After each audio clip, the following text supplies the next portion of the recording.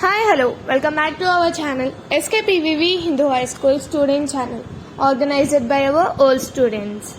ఈ రోజు మనం వేటూరి సుందర రామూర్తి గారి గురించి తెలుసుకోబోతున్నాం. వేటూరిగా పిలువబడే ఈయన జనవరి 29, 1936 సంవత్సరంలో జన్మించారు. సుప్రసిద్ధ తెలుగు సినీ గీత రచయిత. వేటూరి దైతే గోపాలం, ఆ తర్వాత మల్లాది వద్ద శిష్యరికం చేశారు.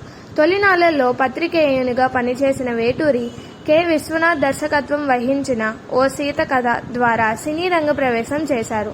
తర్వాత కొన్ని వేల పాటలను రాశారు. వేటూరి సుందర రామూర్తి 6 నంది అవార్డులతో పాటు మొత్తం 14 అవార్డులు, 1 జాతీయ పురస్కారం పొందారు. తెలుగు పాటకు శ్రీశ్రీ తరువాత జాతీయ ఖ్యాతిని అర్జించి పెట్టింది మరెవరో కాదు, వేటూరి గారు.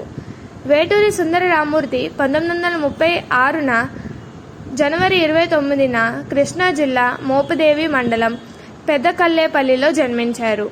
మద్రాసులోని ప్రభుత్వ ఆర్ట్స్ కాలేజీలో ఇంటర్మీడియట్, బెజవాడలో డిగ్రీ పూర్తి చేశారు. ఆంధ్రప్రభ పత్రిక ఉపసంపాదకుడిగా పనిచేశారు. 1956 నుంచి 16 ఏళ్ల పాటు పత్రికేయ వృత్తిలో ఉన్నారు.